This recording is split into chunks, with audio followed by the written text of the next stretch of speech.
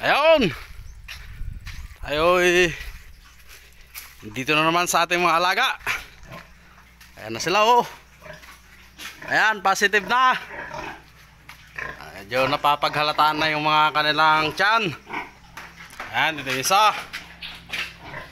Oh. Oh. Froggy na, froggy. Oh. Isang isa doon. Ay, dalawa pala dito. Ayan oh. Oh.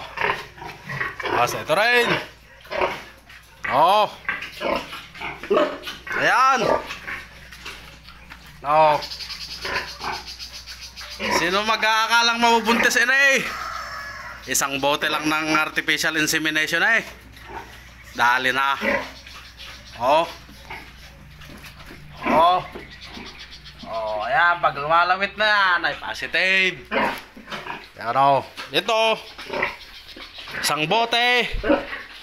Tapos yun. Isang bote rin. Yung dalawang bote ay tig-isa sila. Supposed to be ay doon lang sana yung dalawang bote. So balit ito humabol. Humabol siyang maglandi. Kaya yung isa ay naibigay ko din eh. Ayan. So 4 sila ngayon. Tumanganak sa December ay 3. January na yung isang yon. Yung nandoon sa dulo. Ayun. Ayan. Ayan oh. Kitang kita naman na yung ebidensya eh. Ayan oh. Bagsak na. Oh. Oh, ito yung isa. Oh. Oh, ayan. Diba? Oh.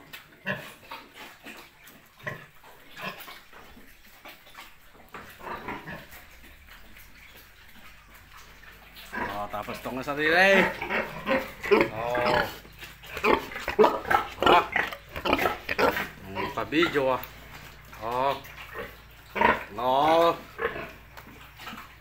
Ang kita ang ebidensya. Ito ang isa naman din eh. Next view.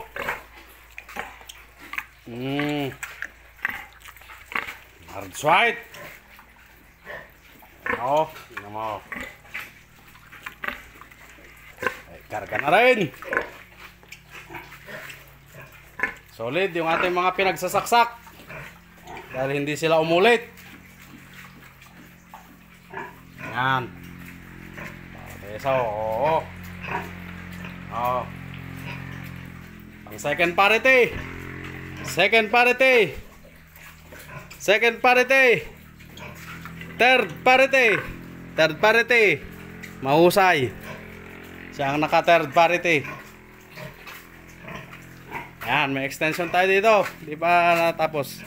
By December siguro or January. Ayan. Para may punta ko na rin dito yung dalawa pang dumalaga. At nang sila ay magiging 6 na. At tayo may isang bor. Oh. Ayan. Hanggang doon. Oh.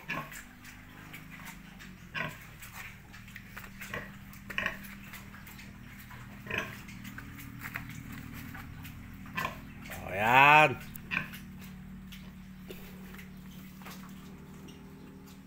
Sana mahit natin ang ang 40 heads to 50 heads. Pang sa ganon ay makabawi-bawi naman ang tao. Dahil nung karaan ay tinamaan ito ng parvovirus. Itong dalawa din eh. Ito walang nabuhay din eh. 11. Doon 15. Ang anak noon ay 6 lang ang buhay eh. Kaya hindi tayo pinalad nung first parity nila. Kaya ngayon second parity ay sana loobin ng Diyos ay maganda na ang ating ang ating pag-harvest ngayon. Maganda ang kanilang ilabas na magiging anak nila, ang mga piglets. Ayan. Okay? Ayun. Ayan o. Ayan o, talaga o. Kitang-kita naman eh. Oh. Buhay na buhay ang mga tits. Ayan o. Dinay. Si Landres. Ayan si Landres o. Daling-dali na rin ni Landres. Isa lang ang Landres din eh. Ay yung tatlo ay large white. Oh. Ayan, saan pa kayo? Ay di na, magpa-reserve na kayo din eh. Sa mga gustong makakuha ng mga malahi.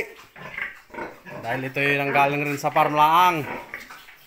Galing sa farm ni Boss Hilton Naggabaw. Yan. Boss Hilton Naggabaw. Saka ito, Boss Hilton Naggabaw.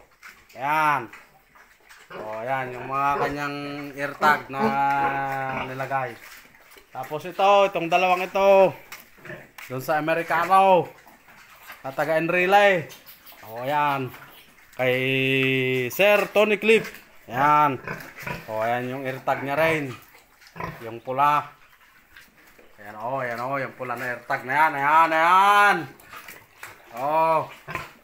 Eartag na rin. Asan? O, dinay. O, ayan o, palatandaan na talagang galing sa farm.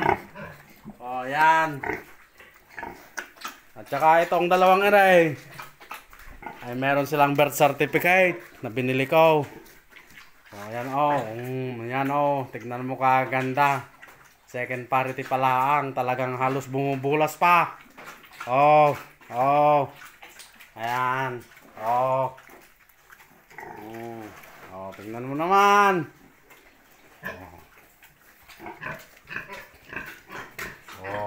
Ayan yung nanganak ng 17 pieces nung first parity. 17 yan. Nabuhay 15. Ito masipag. Sipag rin mga anak to. Mabait pa. Ayan. Timano, nagbuntis kagad sila. Wala pang 10 days na mula pagkawalay. Ay nagpakasta na kagad. Yan. 3 days. Ito. Nasa 6 days to. 6 days. 7 days dahil sumunod siya kinabukasan. Nasaksakan rin kagad. Tapos ito, pinakaunang na 3 days to. 3 days. 3 days mula ng pagkawalay. Ayan. Ayan tignan mo. Laylay na. Laylay na ang kanyang tiyan. Ayan sumasabit na. Ayan. Diba? Ayun. Guys. Ayun, at unti-untian lang natin na pinapalago itong ating munting piggery. Una, dalawang inahin lang. Tapos nag-add ako ng dalawa uli. And then mag-a-add na naman ako ng dalawa dito. Andun pa sa kabilang bahay. Pinapalaki ko pa.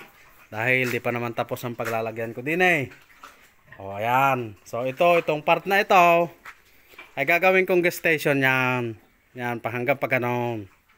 Pag ganon, handown. Tapos ito din eh. Ayan, ayan na magiging patterning natin. Pateneran iray. Hanggang doon. Yan pateneran. Gagawan natin yan hanggang doon siguro. Hanggang doon sa may saging, doon sa malayo. Ay pag sinuwerte-swerte pa, ay hanggang doon na sa puno. Ay baka kaya ma-accommodate ng 100 na piraso ng patening. Mabot man lang tayo ng 20 na inahin. Di ba?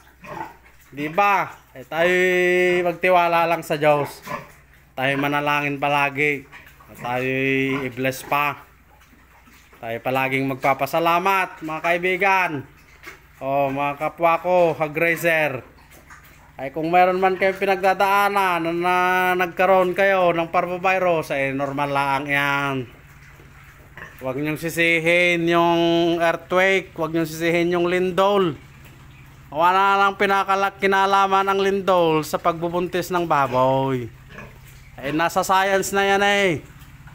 Kaya huwag niyong sisihin yung lindol. Nagkataon lang lumindol at saka nagkataon din na panganak ng inyong baboy. At ganoon nangyari, nagkaroon ng parvovirus. Eh, yun talang sanhi noon, parvo, hindi yung lindol. So, ayun. At tayo ay paparinin na sa kabila. Tayo na mag-uula. Lilipat tayo ng mga baka natin.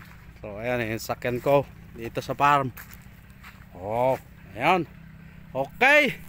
That's it. Bye-bye. Thanks.